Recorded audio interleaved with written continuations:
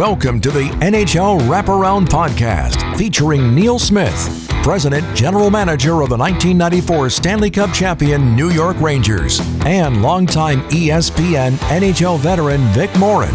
Together, they share no-nonsense opinions on news and issues around the National Hockey League. Whether you're a casual or diehard fan, each episode of NHL Wraparound will leave you more informed. Now, here's your hosts, Neil and Vic. And welcome to NHL Wraparound, folks. Vic Morren along with Neil Smith. And before we start our show today, just a reminder that on our website, you can download and listen to the first of our series, 1990 Forever, the 30th anniversary commemoration of the 1994 New York Rangers Stanley Cup run.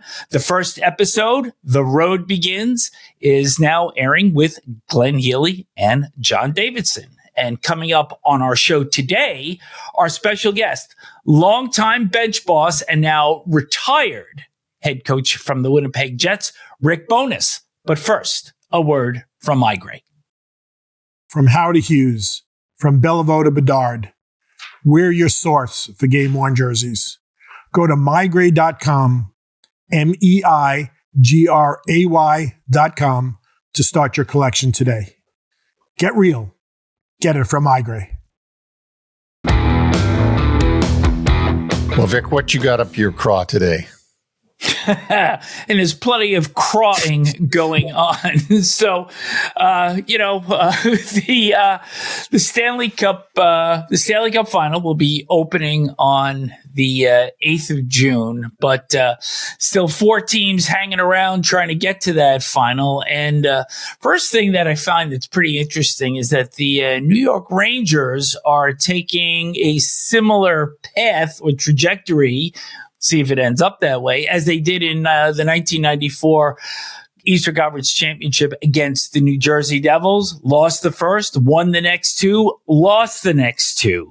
And from my seat, I have, Game 7 speak for themselves, but I have always loved the test of character that a higher seed has to show when they have to go on the road to win a 6th game in order to save their season. And that's what the Rangers are up against the Florida Panthers, who have really owned the boards. They have owned the physical play. The Rangers had a little bit of a pushback in Game 5, but it wasn't enough. So for New York, this is the ultimate test of their character in order to salvage their season. But then, you go over to the Western side, and Dallas has perplexed me, particularly in the first 4 games where they got off to a really sluggish start, really for the entirety of Game 1, even though that game went into a second overtime. They lost, and then it took them 40 minutes to get going in Game 2, and they salvaged that game. A little bit better in Game 3, where things kicked in for them after only 20 minutes of play. But then they have this fast start in Game 4, get off to the 2-0 lead, and then Edmonton just blows past them. So it seems like the better the start, the worse it ends up for them. I mean, it's hard to figure them out. Give credit to Chris Knobloch. He made some changes. He brought Corey Perry back into the lineup. He put it with Leon Draisaitl and Ryan McLeod, and he stuck with Stu Skinner after 2 early goals, and Skinner wound up saving their bacon with a potential save that would have made the game 3-0. So nothing would surprise me at this point, and any of the 4 possible combinations for the Stanley Cup final still in play.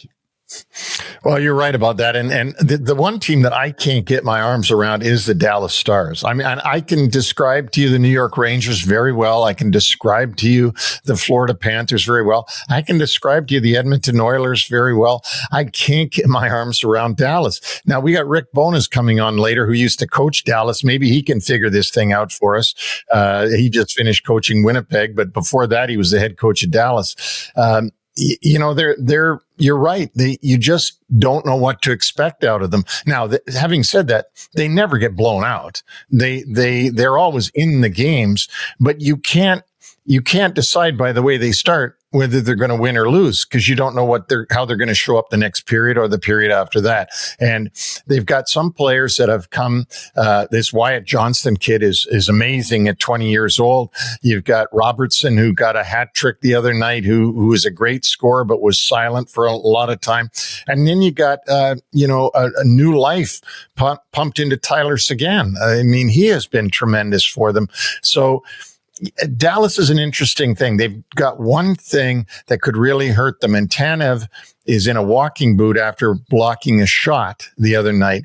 If he's out of the lineup, how does that impact the Edmonton Oilers offense? Does that make the Dallas Stars, more vulnerable to a absolutely outstanding offensive team in the Edmonton Oilers? Yep. And that one is going 6 at least. So, interesting story still waiting to be written in the Western Conference. It's my pleasure to welcome into NHL Wraparound, old friend and certainly somebody who has a distinguished coaching career in the National Hockey League, probably more distinguished than almost anybody else that's ever been in the league. But Rick Bowness, welcome, Rick. Thanks for doing this. We really appreciate you taking the time. My pleasure. We've known each other a long time. It's good to see you again. It's been a while. Yeah. Well, Rick, you decided to retire this year at the end of this at the playoffs after you guys had in Winnipeg had a great season. Probably not the playoff that you wanted to have, but you were playing against a great opponent. And how are you feeling now in the aftermath of, for the first time, thinking, well, I won't be at training camp this year for the first time in 40 years? I know. Well, actually, I'll take you back 2 years. Before I accepted the job in Winnipeg, Judy and I were sitting at our house back in Halifax, Nova Scotia. It was a Saturday night, and we're thinking, you know what? It's been a great run. It's probably time, right? So the next morning, the phone rang. It was Winnipeg. So they talked me out of retirement at that point. And so I knew going into Winnipeg, it wasn't going to be a 4 or 5 year term. They had some issues there that need to be straightened out. And I think that's why they were bringing me in. We had to straighten out the culture. We had to straighten out that room. We had to straighten out how they were playing and everything else. So I almost retired 2 years ago. But at the end of this year, as you know, Judy and I had some health issues go over the course of over the winter. So it kind of changes your outlook on life a little bit and gets your priorities straightened out a little bit. But at the end of the year, I wasn't happy with the job I had done in the playoffs. I wasn't happy with the way the team had played. So it kind of hits you then. And somebody, an old coach a long time ago had said, you'll know when it's time. So after the end of that series, I knew it was time to retire. So basically, I've retired from coaching, haven't retired from life. So, if there's another opportunity in hockey, whether it's in the media with TV or whatever it is, as a consultant or an advisor of the team, I'd be open to anything like that. But it was time to retire from the coaching. It's a tough grind. And I didn't have a whole lot of energy left in me at the end of the season. Rick, you're turning the reins over to Scott Arniel, who's your assistant, and he obviously took over for you when you took your leave. And Arniel has had head coaching experience before with Columbus, and he's also had stints in Washington and New York. So you're still leaving a pretty good team in his hands. What's it going to take for him to get the Jets to the next level and advance deep into the playoffs in the future? Well, first of all, I think Scott is the perfect guy to take over because he's been there from day one. When I went in there, the first thing I told management ownership, I want Scotty Arniel to come in as the associate coach and help me out here. There was a lot of work to be done there. So Scott is the perfect guy to take over right now because he's been there through the changes of the culture, the style of play, the personnel changes. He's got a better feel for that team right now than anyone. So he's the perfect guy, and he's more than ready. He's learned from that time in Columbus. And listen, coaches get fired. The first thing they do is they look at themselves. Okay, I've got to do better than this or be better than this the next time I get an opportunity. Scott has waited a long time for this opportunity, and he is better prepared. So what he knows is that he knows our strengths. how we have to play. He also knows what the tweaks that needed to be made so that they will have a deeper run in the playoffs. And it's not just, some of it is going to come from changes in the personnel. You never go back with the same team you had the year before. Some of that will happen, but he'll also know the right buttons to push on some of these guys, because 2 years, or the first year we were there, we lost out. Players weren't really accepting responsibility for what happened. And my little tirade at the end of the year at that was meant to do that, to bring attention to that. This year, at the end of the year, the players were accepting a lot more responsibility. Every one of them said, I need to be better.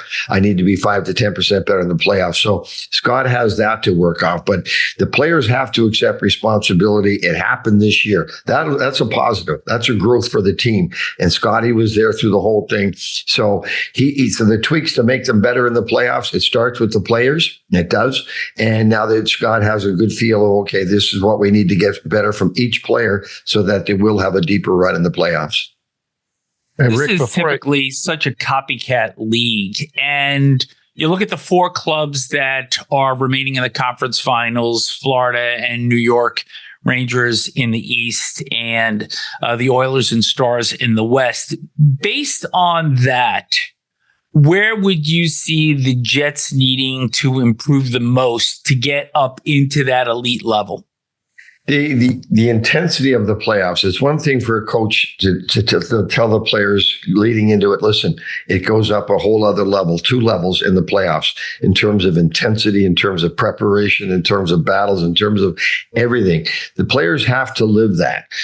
Like I said, 2 years ago, they didn't accept a lot of responsibility. This year they did. Now they understand, okay, when we get to the playoffs, we've got to crank up the intensity. We've got to crank up the speed. We've got to crank up the preparation. We've got to be far more diligent with the details of the game. So it all starts with that. So you look at those 4 teams. Yeah, they're excellent hockey teams. They are, every one of them. But they've all worked very hard. They've all played the intensity, and they've played playoff hockey from the start of the playoffs. And that's why these 4 teams are remaining. Colorado knocked us out, man. That's the best anyone has played against us in the 2 years that I was there.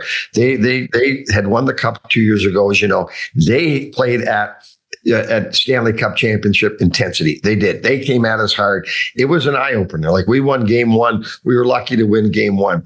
The other games, we kind of self-inflicted some issues that because of their intensity and the way they were playing, we didn't handle it very well.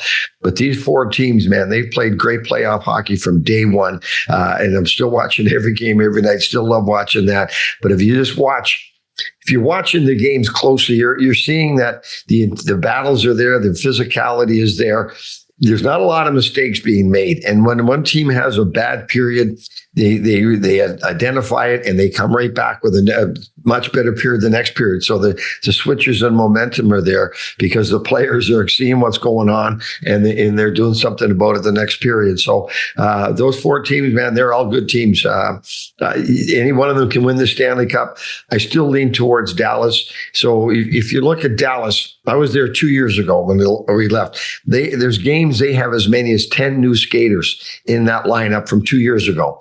So they identified the weaknesses that they had in their lineup to stop them from taking a deep playoff run and then corrected it. And they have great depth, great defense now. Getting Tanner was a huge plus for them. The kid in the net, Jake Ottinger, is an outstanding goalie. So I kind of lean towards Dallas because of that, the depth. And I know the remaining 8 guys in the lineup. But there's 4 excellent hockey teams in there. And again, any one of them can win the Stanley Cup. When it's 3-2, it's 2-2 in Dallas. Any one of them can win the Stanley Cup. They're that good at teams. Rick, I want to talk to you about Winnipeg 1.0 and Winnipeg 2.0 in a minute, because Vic and I are both into history. But before I go there, we had Kevin Cheveldayoff on the show a number of months ago. He was terrific, a terrific guy. Spoke so highly of you and the way that you were handling the team at that point, obviously. But he said something that made my ears perk up and that I thought listeners would like to delve into more. And that is that Scheifele and Hellebuck signed those long-term deals in the offseason. And he said, and made a real commitment to want to bring a championship to the city of Winnipeg. And that there was a lot of buy-in by your players to want to bring a championship to Winnipeg and want to see this whole thing through. And why my ears perked up on that was, well, if you hear about that in Toronto, or you hear about it in New York, or you hear about that in a major city, it doesn't surprise you. But when you hear about people wanting to stay the course in Winnipeg, you sort of go, oh, I mean, I don't do this, but fans might say, oh, I thought the players would want to get out of there because it's Winnipeg and it's freezing cold and it's a small town in Canada. Tell us about what it's really like to be with the Winnipeg Jets. And it's not this outpost that a lot of people think of. Well, it's not. Listen, Winnipeg gets the same weather as Edmonton, Calgary, Minnesota. It's not just Winnipeg that gets cold winters. It does. But if you go back to 2 years ago, before when we went in there, you just remember some of the players complaining. The culture is bad. No one wants to be there. All those things you've mentioned. I think a big part of last year, last summer was when Chevy made that trade for Dubois, and he brought in 3 guys that could help our hockey club, plus a draft pick. I think that showed guys like Mark and Bucky that, okay, this team is committed to winning. And the players that play in Winnipeg, listen, you mentioned 1.0. When I was there I worked for the Jets for 9 years. There was never a player that didn't want to play in Winnipeg. In that whole era, there wasn't any. It's a smaller city, but the city and the province revolves around the mood of how well the hockey team is doing. It's got a tremendous following. It does, and the players appreciate the respect and that they get in the community and the passion that their father for the fans have, but also the ownership there, Mark Chipman, they do a phenomenal job with these players. They are treated so well in Winnipeg that you overlook some of those things that you mentioned, the weather and the small community and everything else. You overlook that because they are treated so well. Been on a lot of teams in the National Hockey League. Winnipeg treats their players as good, if not a little bit better than any franchise I've been around. They're treated with so much class and so much respect. They make the city and the franchise a fun place to play. Now, that being said, the players have to believe they have a chance to win. Mark and Bucky signed because they believe that team has a chance to win. It was a great trade Chevy made last summer. It showed that they weren't going to do a rebuild, that they're committed to winning. And I think that played a big part in those players signing on as well. And the players really enjoy playing there now. They do. I've talked to the unrestricted free agents, and they all want to re-sign there. It's not like 2 years ago, well, we can't wait to get out of here. I don't want to come back. I want to go somewhere else. It's not like that there at all. The culture in the room has changed 100%. The players enjoy being there. It's a family. They all get along great now. There's open communication in the locker room. Before it was kind of a tight who was speaking and who wasn't. Now they all have a voice. They all feel part of what's going on there, but they really enjoy playing in Winnipeg, and they know the franchise, the organization is committed to winning. So I think that goes back to Mark and Bucky signing those long-term deals. They're happy there. They enjoy playing there. They're treated well, and they know they have a chance to win. Rick, do you have a concern about the long-term viability of the franchise in Winnipeg? 1.0 winds up in Arizona, and now, of course, they're going to be in Utah. But late in the season, the commissioner made a trip up to Winnipeg to kind of sit down with ownership, with the ticket holders. And, the last thing I think anybody wants to see is this franchise have to leave Winnipeg for a second time. I don't see that happening simply because of the commitment from the ownership. Mr. Thompson's part owner there. So there's lots of money behind the team. That's not an issue. And I think the fans, it was great when they first came back. Everyone's excited. Then, obviously that novelty wears off a little bit. But let's see them, we want to make a chance to win.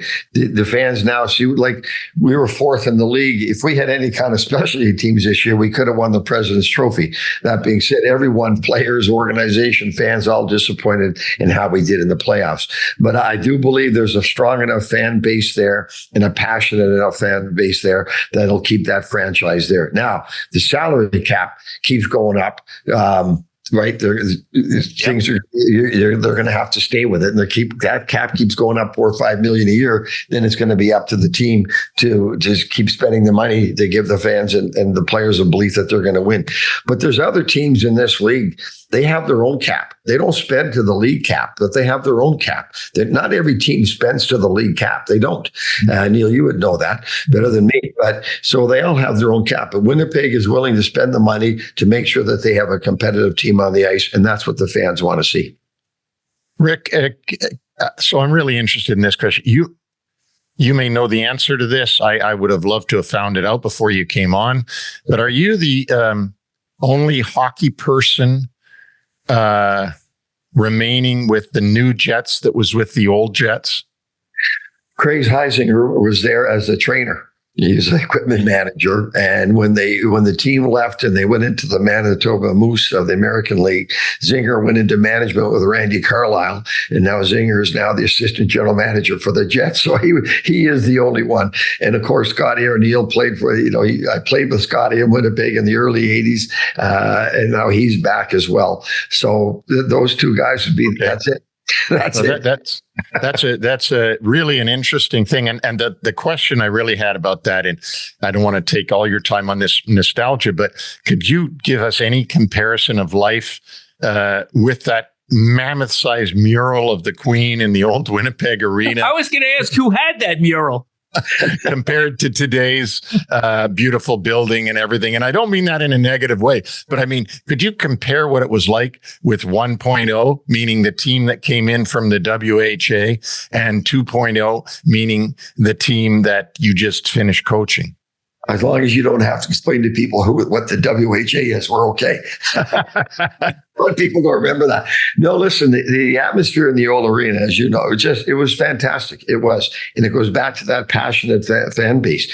And it's the same atmosphere in the new arena. The fans are so loud. You get into those whiteout games, man, there's nothing like it. And that was the same in the arena. When I was there, the first whiteout, when we had it, there was just tremendous atmosphere, tremendous noise and in that whole rink. And it's carried over into the new arena. So it is the same. We missed the portrait of the Queen. We do. It probably took up about 100 seats. But anyways, it's the same atmosphere now in the arena. And that goes back to giving the fans a lot of credit, that passionate fan base that they have there. That's going to carry that franchise. But it's a fantastic atmosphere. And the players who come in and they haven't played in front of the whiteout before. Like, it's shocking to them. They were nervous. That first game back this year, we had 4 or 5 guys there that hadn't played in that. They were a little nervous. They were a little taken aback by the noise and the enthusiasm of the crowd. So it is the same, without a doubt. Rick, a quick one to add on to that. When the whiteout started, I remember them starting that in Winnipeg in the old arena and I thought it was a whiteout. It was a play on the snow that is in Winnipeg and a play on the fact that the white uniforms that the Jets wore at home. So we were all going to come in the same white that our home team had on. And then the league switched to having dark at home. Did it ever confuse everybody? What are we going to do with the whiteout now? It's the visitors that are in white and we're in dark. You give Mike O'Hearn credit for that. Good guys wear white. That was the whole theme behind that thing. Good guys wear white. And that came from Mike O'Hearn. So, yeah. So that didn't change anything. So it's good guys wear white. And, yeah, regardless of the color of the ice, the home uniform, the home ice is where good guys wear white was the premise behind that whole thing. Rick, you spent almost 4 decades behind an NHL bench as a head coach, associate, assistant. What is the biggest piece of evolution that you have seen in 40 years in coaching? Is it technology? Is it technique? Can you share that with our listeners? It's a little bit of everything, but from a coaching perspective, it's communication. communication now that has changed drastically in our game, the coaches and the players. And Neil, you'll go back to 92 when I lost my job in Boston. They didn't like the fact that I had relationships with the players and was talking to the players all the time as much as I did. That was a different era. This era today, these players, they need to know what you're thinking. They need to know that you have their best interests at heart. And that all comes from your ability to create a one-on-one relationship and trust with each and every player. So the communication is huge. The game has changed drastically. The game is so much faster. There's so much detail into coaching now than we did in before in the 80s and the 90s. Every face-off is important. The league is so tight that every detail matters. Every face-off matters. Win or lose in any face-off, you've got to have a plan and you've got to stay on top of those details. The details are magnified. The relationship coaches have with players totally changed. The game is so much better now than it was, and it's so much faster now. Their players are so much skilled, but those players want to know why.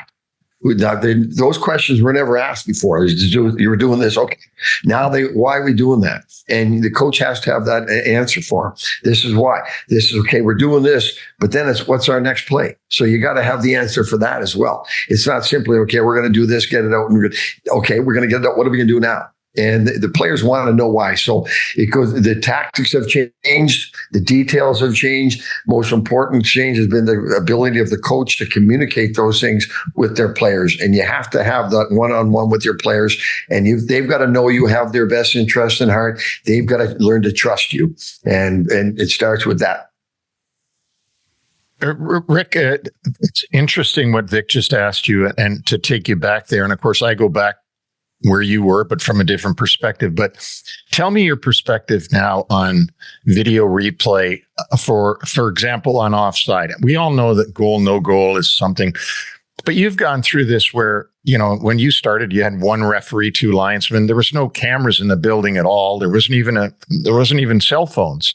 And now you've gotten to the point where every time a goal goes in and the TV camera goes on the bench, the coaches all have their head down, looking at the floor, looking to see if there's one thing that maybe went wrong so that they can call it back. Was there goaltender interference? Was it offside? The video guy upstairs, come on, give us something.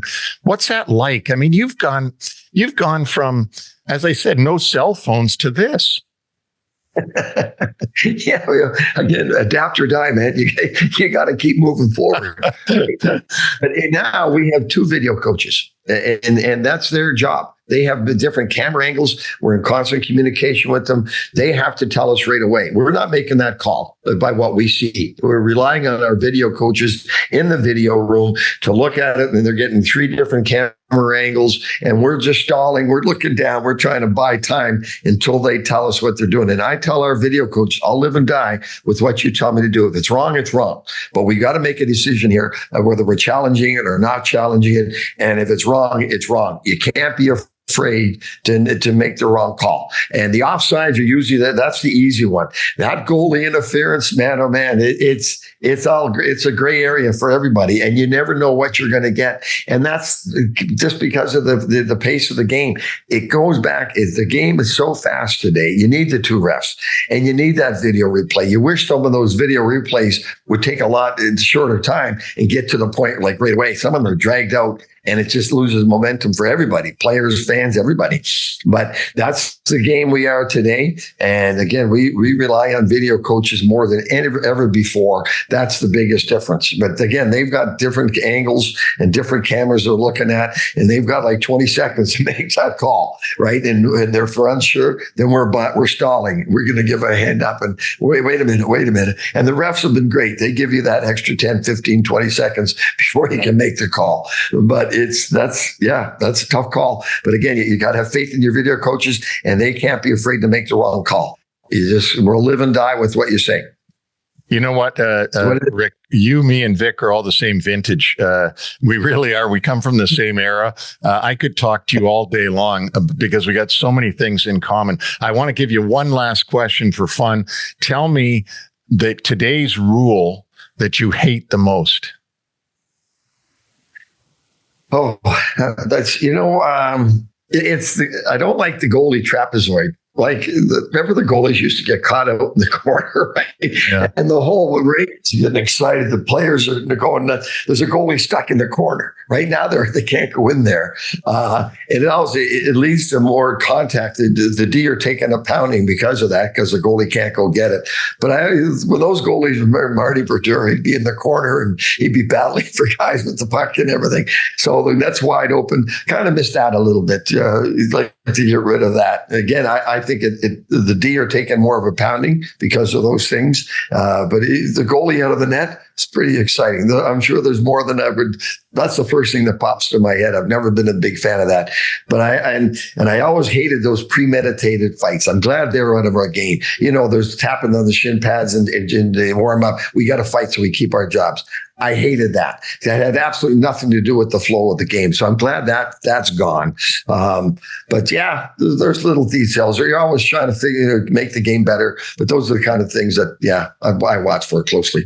And Vic, just to let you know this, because I already told Rick this when we talked on the phone, I watched him fight one of our Adirondack players, and he put a whooping on the guy too that night, because I remember a scout coming over to me and saying, "You can't let that guy fight Bownass. Are you crazy?"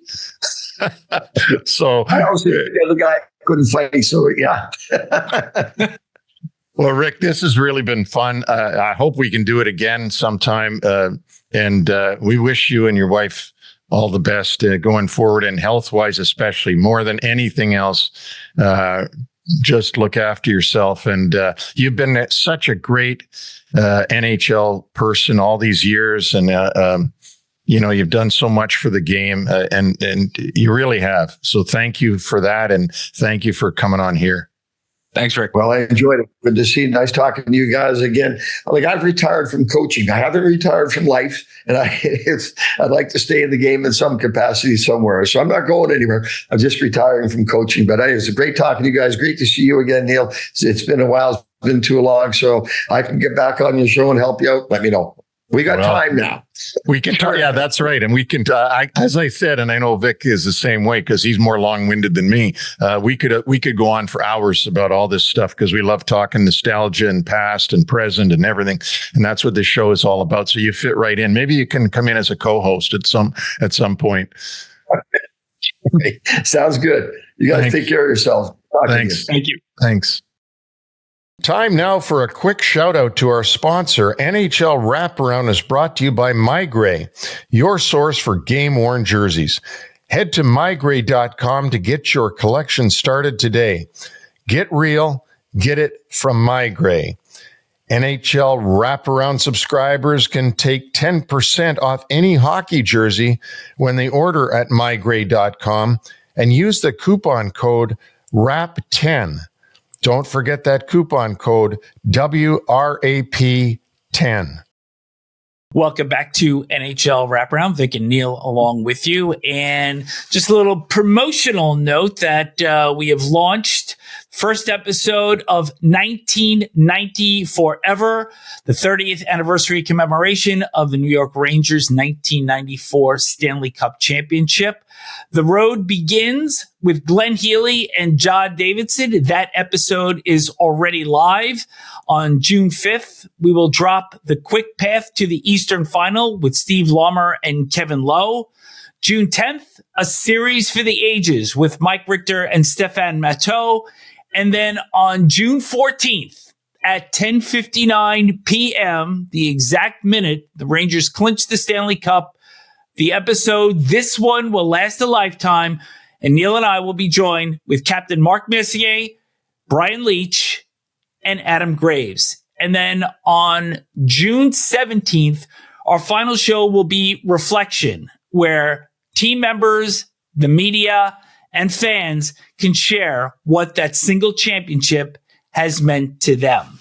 So, and also we've got an exclusive kickoff party that Neil and I will be hosting, and you could register for that on NHLWraparound@gmail.com. So, Neil, really looking forward to those things. And, we've spent a lot of time with some great players with that club. And this was really just a thrilling series to add to our catalog of shows. Well, it was a project that came from your own thought process, and you told me about it many months ago, and it's been a fun project. It's been tremendous to have the participants come in and do it. I've really had fun. It's been nostalgic. It's been emotional. It's been cathartic. There's a lot of terms for that. It brings you back 30 years, like it was yesterday when you talk about these things. And so I give you the credit for being the brain. It's your brainchild, but it's been. I think that the viewers and listeners will really enjoy going back in time and remembering where they were, if they were alive, and what it felt like to them. And the stories that we have been privileged enough to hear have been nothing short of remarkable. So hopefully everybody will tune in for each of the 5 episodes and enjoy them as much as we have enjoyed recording them. And switching gears here now, Neil, we had our buddy Don Waddell on a couple of months ago, who at the time was the general manager of the Carolina Hurricanes. And now, so to speak, he will be steering Columbus's ship.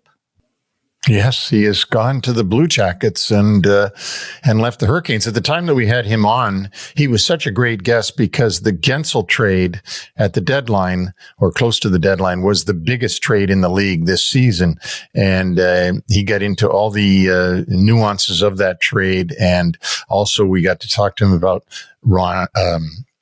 his coach, Rod Brind'Amour, and whether or not he was going to re-sign, and about all the players that he had ahead of him to sign in the offseason. But mostly at that particular time, place and time, we're talking about the potential of his team winning the Stanley Cup, or how far could they go in the playoffs. So it was a great episode, but now suddenly he's off to Ohio.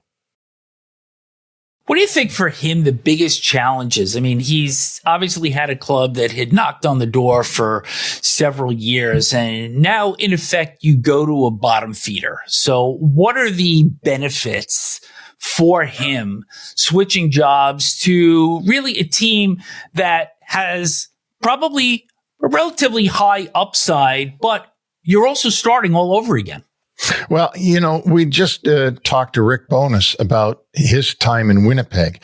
And when he went to Winnipeg, he had to change the culture. He had to change some issues that they had there. He had to get a lot of things turned around so that they could have the kind of season they had this past year, and the players taking responsibility and so on and so forth. Now, from the GM point of view, he's got a lot of work to do, meaning Don Waddell in Columbus, because he's got to have to change that culture.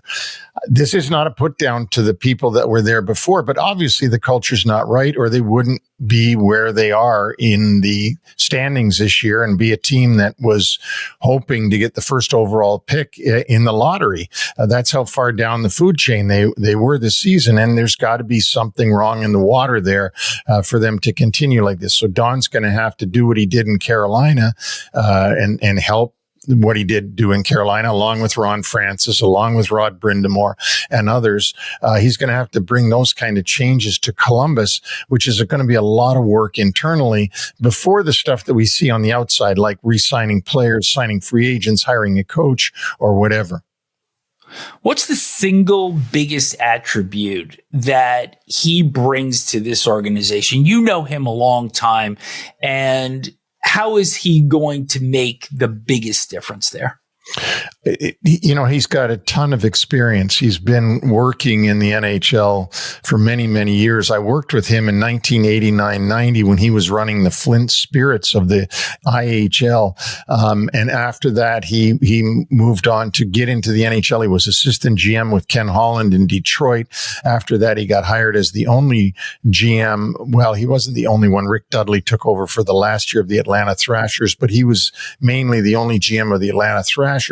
When he finished with Atlanta, he did not go to Winnipeg with the team when they moved, but he did go to Carolina, where he joined Peter Karmanos, who was the majority owner at the time, a Detroit native. Don Waddell was a Detroit native. They knew each other. He went there as a president and the business guy.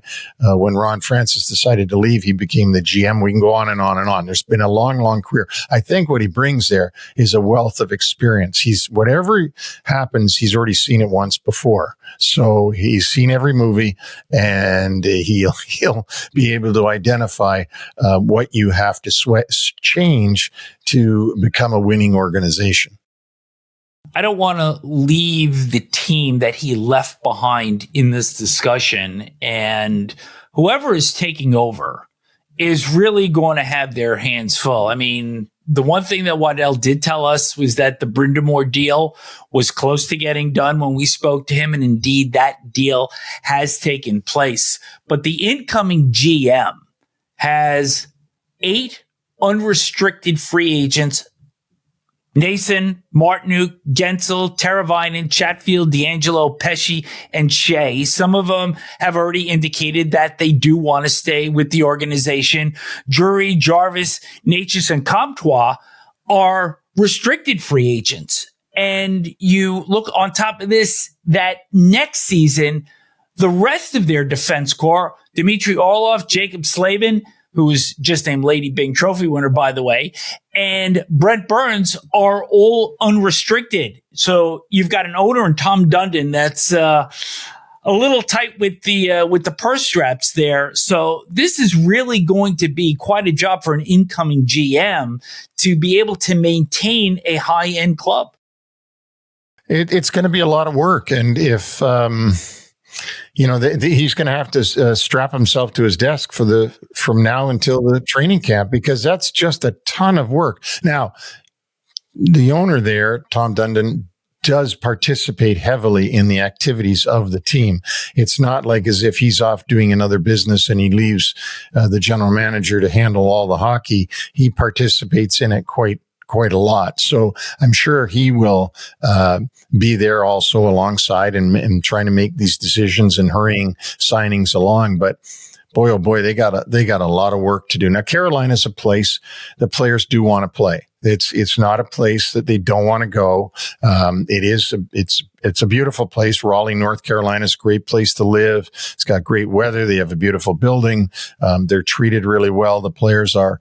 So, and they've got a great coach in Rod Brindamore, who's a player's coach. I mean, he was a great player himself. So it is a nice place to play if they are competitive with their contracts. They probably will be able to keep most of their players. Somebody like Gensel is probably looking at a huge career payday, the last big, huge contract he could get. So you may see him go out and just go to the highest bidder. This is the human side of the story, brought to you by the Game 7 Group. And we just heard a little while ago from our special guest, Rick Bowness, and being a bench boss for 38 years, from the head coaching, associate, and assistant positions, nobody knows teamwork like Rick Bowness does. And at the Game 7 Group, transforming individuals into cohesive groups allows every team the potential to achieve extraordinary results. Game 7 Group offers various services such as team building events, plus coaching and speaking engagements aimed at improving team dynamics, productivity, and overall performance. We all want to be able to succeed in the big moment. Check out the Game 7 Group website at game7group.com/NHL Wraparound to learn more. Right now, a special incentive offer awaits our podcast listeners. Take your team to the next step. The Game 7 Group will get you there. And now, with a little bit more on Rick Bowness, Neil, the floor is yours. Well, I've known Rick Bowness, as I said, since 1982-83, when he was playing coach for the Sherbrooke team in the American Hockey League. But I just wanted to run through a little bit of a remarkable life, a remarkable career that this man has had in the National Hockey League. It's been a quiet career because, honestly, he's not somebody that goes into histrionics, and he's not John Tortorella, who's a good friend of both of ours, but he has a very distinguished career. He was born in Moncton, New Brunswick, way back in 1955. He played as a player. He was a right winger. He was drafted by the Atlanta team, not the Thrashers, but the Flames back in the 1975 amateur draft. He also played for Detroit Red Wings, St. Louis Blues, and the original Winnipeg Jets. He played there. He also served as a head coach for the original Jets. He served as head coach for the Boston Bruins, the Ottawa Senators, the New York Islanders, the Phoenix Coyotes, recently the Dallas Stars, and most recently the Winnipeg Jets. He had an associate coach position with the Vancouver Canucks and the Tampa Bay Lightning.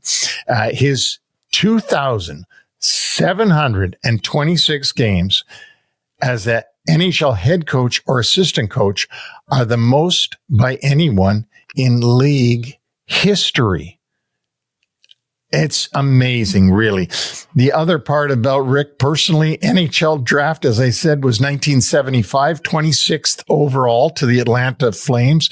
But he was also drafted in the WHA, the World Hockey Association, by Wayne Gretzky's team, or would-be team later on. In 1975, 62nd overall, he went to the Indianapolis Racers.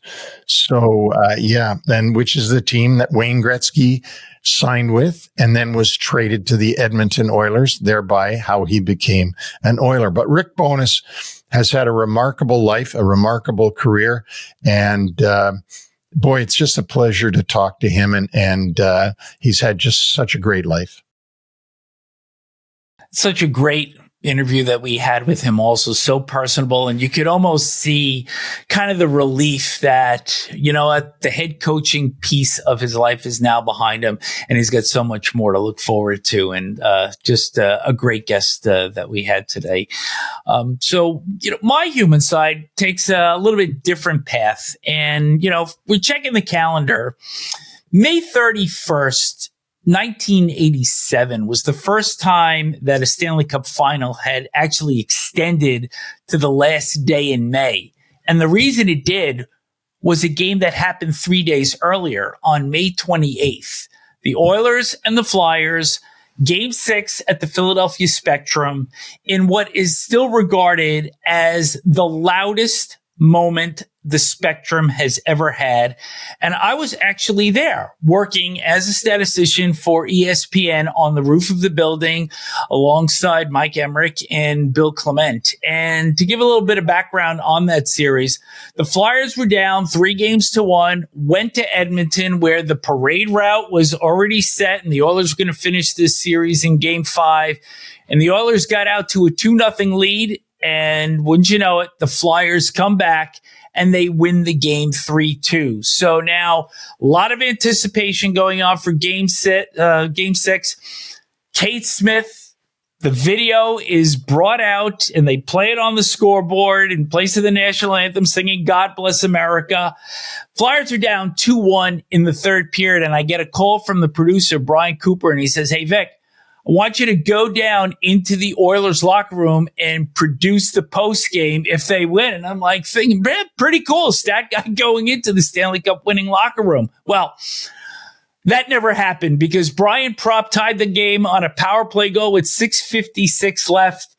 And then just a $1:24 later, an errant clear by Yari Curry ended up in the wheelhouse for J.J. Daigneault, who stepped into one from the blue line and blew it past Grant Fuhr to put the Flyers ahead. And Neil, you've been in enough buildings where there is the usual cheer of the crowd, and then there's this pitch that goes up about 3 or 4 octaves when there's absolute delirium going on. And that's what it was like. And Clement took his headset off, turned to me, and just shook his head, because that press box upstairs was actually shaking from the roof of the Spectrum. That's how loud it was. But a lot of people don't remember the end of that game, because with 10 seconds left, Ron Hextall went to clear a puck, threw it up the ice. Mark Messier reached up, took it out of the air, put it on his stick, and skated in alone on Hextall, who had to make 2 saves before the final buzzer went off. So it was just an amazing finish. And just to top this off, Phil Collins was playing across the street that night at the Vet. And he said, you know what, before the game, I'm going to be out. My concert will be over by 10 o'clock. Well, yeah, he was about an hour off. And that was the same time that the hockey game let out. So there were about 100,000 delirious people in the parking lots at that sports complex. And it was about 2 hours before I could even bother moving my car to get back to the hotel. So just an amazing night that I will never forget that took place 37 years ago. I remember that Stanley Cup very well, but I don't remember it that well as you do, having been there. All I know is I wonder who I was even hoping for back then. I was with the Red Wings, and so I don't know. We probably assumed that the Oilers would win because they were so strong back then. But that's a great story. And they did win in the seventh game. Yeah, and I've been in the Spectrum when it was going bonkers, but not quite that bonkers. But anyway, I want to thank My Grey and Game 7 Group for their sponsorship of NHL Wraparound. Thanks to all of the listeners. And remember, the first episode in our 1990 Forever series commemorating the New York Rangers 1994 Stanley Cup Championship is live right now. And Glenn Healy and John Davidson are very entertaining, talking the regular season and a whole lot more, a lot of great stories, a lot of good laughs, a lot of nostalgia. So I'm sure you'll enjoy that. But for today, thank you. Don't forget to join us again next week for the next episode of NHL Wraparound.